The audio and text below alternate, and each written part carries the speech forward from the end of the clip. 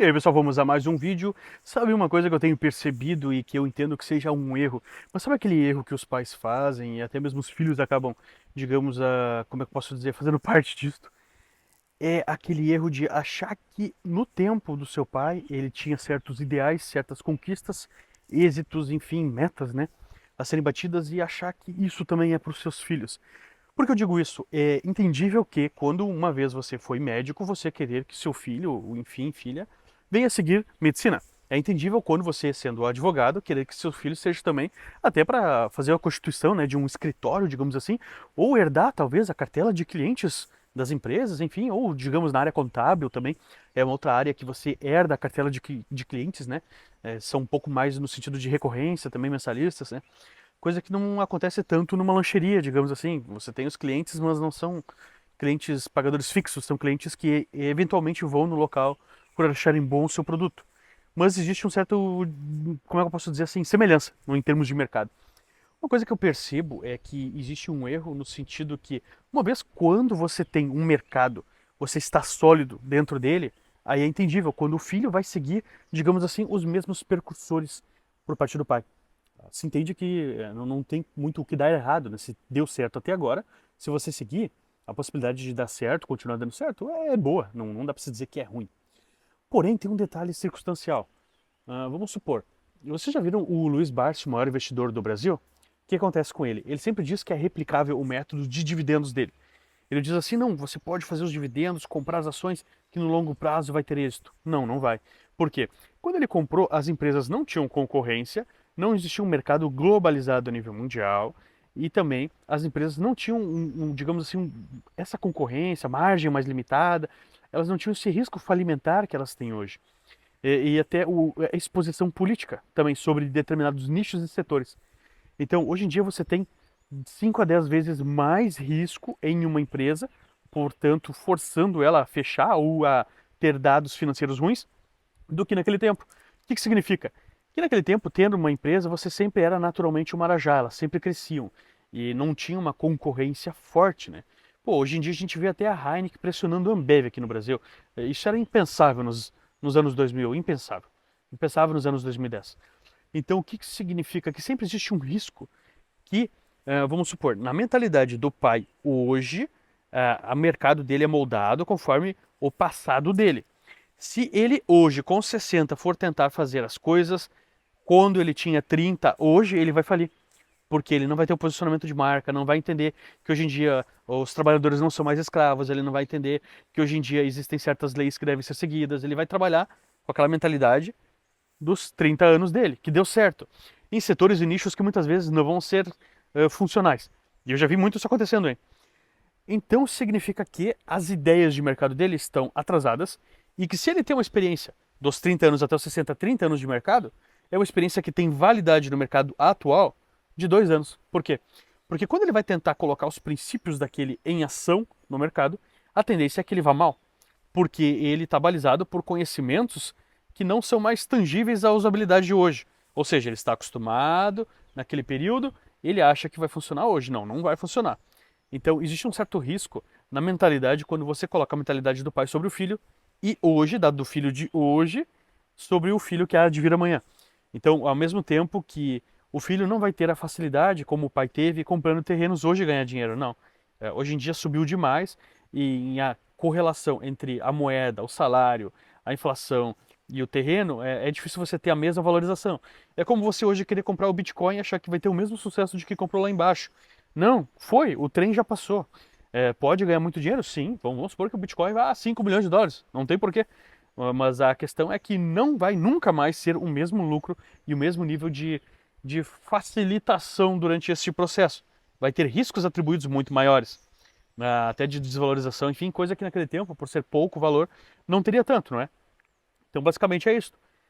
Você pegar as regras que funcionou para os teus pais e passar para ti como filho, a chance de dar errado é muito grande. Isso também vai em nível de faculdade, isso também vai em nível de prestação de serviço, o que você vai fazer, o que não vai fazer. Ao mesmo tempo que tentar imitar as pessoas que deu certo, que estão no sucesso hoje, mas que começaram há 10, 15 anos atrás, não sendo no período tão antigo entre você, pai e filho, também a tendência é que dê errado. Então, vai ser difícil hoje em dia nascer o novo Felipe Neto. Vai ser, não que eu, né? Vocês entenderam. No sentido de crescimento no YouTube. Vai ser difícil hoje, talvez, um novo Whindersson, que chega ao ponto de ser um humorista que fazia um humor, uma câmera simplória, andar de jato. É. Quantos humoristas andam de jato por aí? Então, vai ser difícil. Claro que eu estou dando os extremos opostos, né? As questões que deram muito sucesso. O que eu quero dizer é que vai ser difícil replicar, porque assim, a caminhada a gente tem. A gente tem uma ideia e a base de como foi feito, mas se você executar, não quer dizer que vai ter o êxito, né? Antigamente, nos anos 90, 2000, 2010, ter faculdade era um total diferencial. Hoje em dia não é mais. Hoje em dia é quase que um requisito mínimo. Para dizer a verdade, hoje em dia, até as pessoas, dependendo do nicho, né, onde você vai atuar, preferem que você tenha mais experiência do que um canudo que diz que você teve uma graduação, que na verdade só cumpriu uma carga horária mínima de horas, que não quer dizer que você tenha tido eficiência naquilo. Mas por ter cumprido, você consegue ter o canudo, você consegue ter o êxito. É, isso é um pouco perigoso se você parar para pensar, né? Um monte de gente tem o canudo porque é fácil cumprir as horas, mas não quer dizer que você tenha ido bem. Porque tem provas que foram realizadas que diz que você foi bem, mas essas provas são mera memorização. Perigoso isso, né? Memorização, tá, mas significa que você conseguiria executar aquilo de pronto? Não sei. Certo não seria a prova ser surpresa de repente? Pois é. É uma coisa assim a se pensar, né? Você simplesmente não pega ali no frigir dos ovos ali e consegue ter o desenvolvimento e ver se o cara é bom mesmo. Não. Você teve um preparo que se você tiver uma boa memória, você pode ser um estúpido formado. Engraçado, né? Divagando sobre todos esses assuntos, hoje é perigoso você imitar uma coisa que tenha mais de 5 anos, porque o mercado tem mudado drasticamente em todos os setores e nichos. Poucos são aqueles que se mantêm e se perduram até aqui. Em um dado momento, hoje estava falando com um entregador de gás. Ele disse que um conhecido meu, que é o meu outro fornecedor na cidade, aqui eu estou no interior, ele disse que o cara era uma potência antigamente. Engraçado, né? Ele era uma potência. Hoje em dia ele está dividido vendendo gás e vendendo carro. Porque antigamente ele estava sozinho, não tinha nível competitivo contra ele. Então ele hoje se adaptou e hoje ele vende carro e vende gás. É engraçado, né? Claro, a mesma empresa, terreno só puxa para o lado, mas enfim, ele opera nos dois. Porque ele não conseguiu, ele perdeu fatia de mercado, né? E o mercado de gás é um mercado que todo mundo já tem, digamos assim, um entregador.